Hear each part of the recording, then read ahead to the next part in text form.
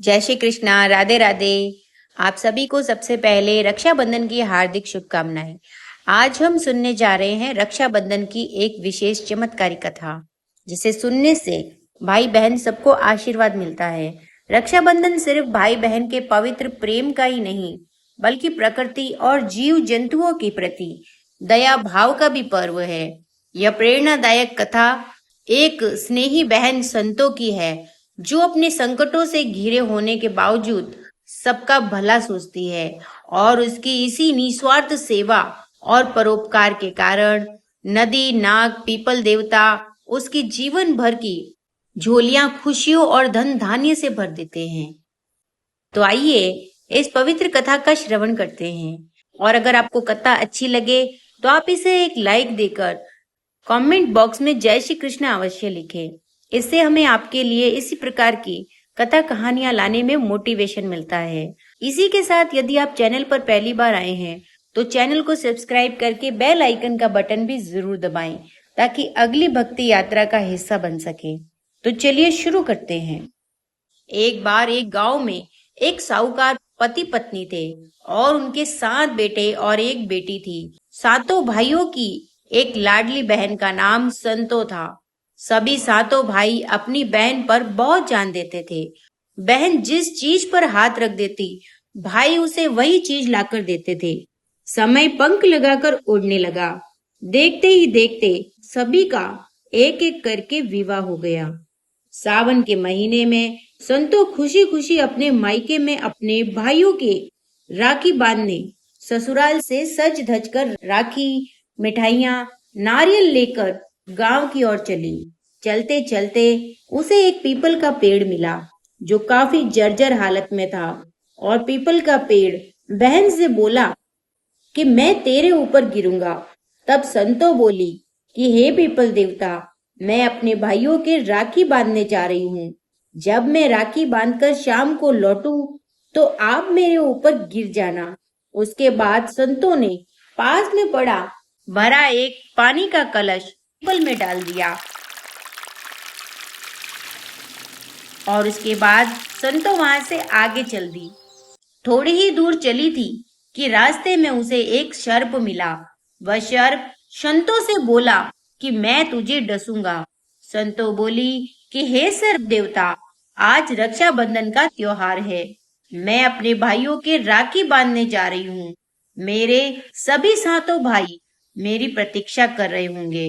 मैं उनकी एक लाडली बहन हूँ। जब मैं राखी बांधकर वापस आ जाऊं तो आप मुझे डस लेना। तभी संतों ने देखा कि पास में ही खूब सारी भेड़ बकरियां चर रही थी।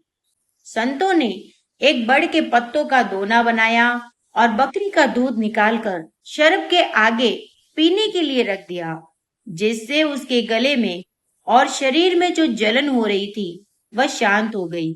उसके बाद संतो वहां से भी आगे चल दी।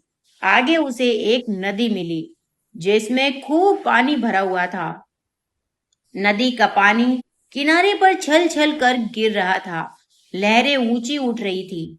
नदी ने कहा कि मैं तुझे डुबो दूंगी।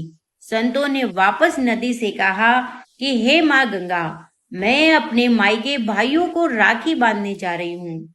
जब मैं राखी बांधकर वापस आ जाऊं तो आप मुझे डुबो देना, लेकिन अभी तो आप मुझे जाने की इजाजत दे दीजिए। नदी ने उसे रास्ता दे दिया और वह नदी पार करके मायके आ गई। सभी भाई और भाभी संतों का इंतजार कर रहे थे। माता पिता आके बिछाए बैठे थे।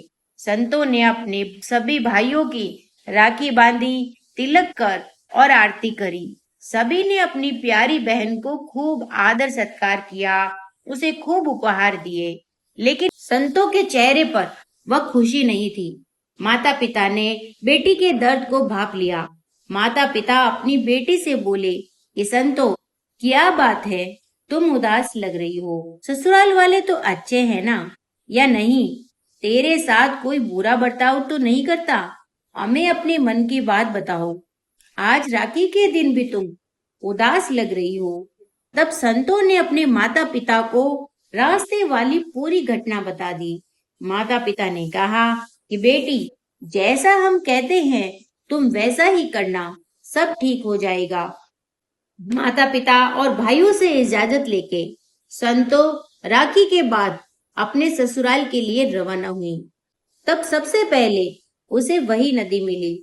संतो ने नदी को प्रणाम किया और कहा कि हे माँ गंगा, जैसे मेरे भाइयों ने मुझे रक्षा का वचन दिया है, वैसे आप भी मेरी रक्षा करना। आप भी मुझे डूबने से बचाना। तभी नदी में से माँ गंगा प्रकट हुई और बोली कि बेटी, तेरी भक्ति और भाई प्रेम से मैं प्रसन्न हुई। तू मेरी नदी का जल लोटे में भरकर ले जा, तेरे घर के आंगन में छिड़क देना, तेरा घर खुशियों से भर जाएगा। तब संतों ने बोतल में एक गंगा नदी का जल भर लिया और माँ गंगा के चरण स्पर्श करके आगे चल दी। आगे उसे वही सर्प मिला। संतों ने वापस रौली मौली चावल निकाला और सर्प देवता को लगाया और फिर बोली कि हे सर्प देवता, जैसे मेरे भाइयों ने मुझे रक्षा का वचन दिया, आप भी देना। तब सर्प बोला कि अरे बावली, मैं तो तुझसे पहले से ही प्रसन्न हूँ। तूने मुझे दूध पिलाया, मैं तो तेरा कर्जदार हो गया हूँ। दूध पीने से मेरे गले और शरीर की जलन मिट गई। तूने ऐसे समय में मुझे दूध पिलाया, मेरे ऊपर तो तेरा एहसान चढ़ गया है। आगे उसे पीपल देवता का पेड़ मिला, लेकिन इस बार पीपल का पेड़ हरा भरा दिखाई दे रहा था। संतों ने थैली में से रौली मौली चावल निकाले और पीपल के पेड़ पर रौली का तिलक लगाया, चावल लगाया, मौली बांधी और बोली कि हे पीपल देवता, जैसे मेरे भाइयों ने मुझे रक्षा का वचन दिया, वैसे आप भी देना। तभी पीपल देवता बोले कि बेटी, तुझसे तो मैं बहुत प्रसन्न हूँ। तूने ऐसे समय में मेरे पेड़ में एक घड़ा पानी डाला जब मैं मरने ही वाला था। तूने मेरे पेड़ को जीवन दान दिया है। बेटी, तू मेरे पेड़ का एक पत्ता और मेरे पेड़ की छाल ले जाकर तेरे घर की धन की अलमारी में रख देना। तेरा घर आंगन धन धान्य के भंडारों से भर जाएगा। तब संतों ने ऐसा ही किया। संतों ने पीपल देवता को प्रणाम किया और एक पीपल का पत्ता और पेड़ की एक छाल अपनी ओढ़नी के पल्लू में बांध ली। घर आने के बाद उसने पूरे घर में गंगा जल का छिड़काव किया। धन की अलमारी में पीपल का पत्ता और पीपल की छाल रखी और स्वर्ण मुद्राओं से भरा हुआ घड़ा रखा। कुछ दिनों में उसका घर अन्न धन के भंडार से भर गया। हे भगवान, जैसे आपने संतों की रक्षा करी, वैसी सबकी करना। कहानी कहते सुनते हुंकार भरते सबका भला करना, सबकी मन्नत पूरी करना। तो ये थी संतों की कथा। इसलिए रक्षाबंधन के दिन आप माँ गंगा के जल से स्नान अवश्य करें और अपने घर में गंगा जल का छिड़काव भी अवश्य करें। इसी के साथ इस दिन पीपल देवता की पूजा भी करना चाहिए ताकि उनका भी आशीर्वाद बना रहे। पीपल में ब्रह्मा विष्णु और महेश तीनों का वास होता है।